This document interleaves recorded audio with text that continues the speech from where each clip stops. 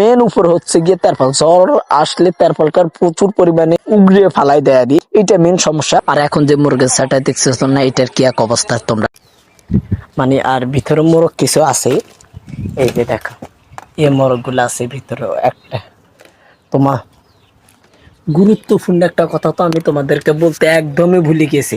গতকালকে আমার মুরগি একটার পায়ে সোলাই দিছে, তো আমি কিটি মানে সোলার মানে এই সে সোলা নেই না, সামলা উড়া লাইছে একদমই বেড়ালে।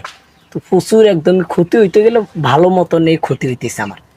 তো বাট অনেক ট্রাই করে দেখতেছি ব্যাপারটা কি করা যায়। তো আমি তোমাদেরকে মুরগিটা দেখাবো, চোখে দেখে না ও একদমই দেখছ মানে। এখানে মনে হয় দুইটা পাঁচটা আছে। গতকালকে একটারে মনে হয় সকল মারছে, ওই হিসকিনা দেখছে হসম টসম কাটে আমি সব প্লে করছি। মানে দেখানো যাবে না এরকম পরিস্থিতি, তোমাদেরকে দেখানোই যাবে না বুঝছো। এরকম এক পরিস্থিতি করে দিছি বিলে।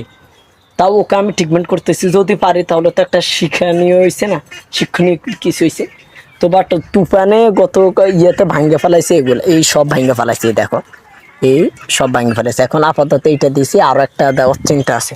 এই মোটা গাছটা পড়ছে, আর আমি যে ভিডিওটা দিছি তোমরা গিয়ে দেখে আসো, আমি কমেন্টে মেনশন করে দিবি এটা কাটলাম।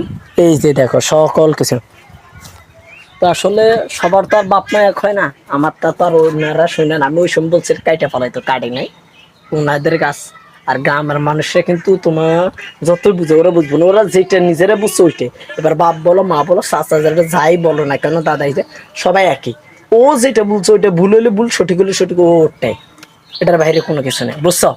তোমার এলাকায় এরকম আছে মনে হয় নিশ্চিত। আমি কাজ কাম মোটামুটি সবকিছু কমপ্লিট করে একটু ঠান্ডা খাইতেছি, কারণ ফ্রিজ থেকে আমি নিজে সবসময় আইস বানাই। আর আইস বলতে গেলে বরফ দিয়ে মূলত কিছু শরবত বানাই, ওগুলো আবার মুখে দিই, প্রচুর ভালো লাগে। তোমরা যেটা আগে দৈনন্দিন জীবনে আমার দেখতে আগে প্রতিদিন গরমকালে যেরকম করতাম, এত পরিমাণে একলা একলা সকালবেলা এই পুরো খামারটা ঠিক করতে আমার পায়ে প্রচুর পরিমাণে কষ্ট হয়ে গেছে, যেটা তোমাদেরকে বলে বোঝানো যাবে না। তো এখানে বসে কাটতেছি, আর ভাতিজি তারপর দিদাই মানে ওরা ছোট পোলাবেন সব এসে কি এক অবস্থা করে ফেলাইতেছে। মানে ওদের সাথে প্রচুর দুষ্টামি করলাম, আর কাজের ফাঁকে ফাঁকে আসলে একলা একলা একটা খামারে, ছোটখাটো খামার হোক যেরকম হোক, বড় খামারও যেরকম একজন করলেও কষ্ট হয়, ছোট একটা খামারও সেম একই কাজ। এই মুরগিটা বানাইতেছে মূলত মুরগিরে যেন আগলাই নিয়ে আসতে পারি, এবং বিভিন্ন বিলাই ওগুলাকে যেন দৌড়াইতে পারি, সে কারণে মুরগিটা বানানো। সবচাইতে মেন হচ্ছে একটা খামার থেকে অন্য খামারে যদি তোমরা মুরগি ট্রান্সফার করতে যাও, তখন দ্রুত স্প্রে করবে, কারণ এইটা সবচাইতে বেশি মেন, এটার বাহিরে অন্য কোনো কিছু নেই। তো আমি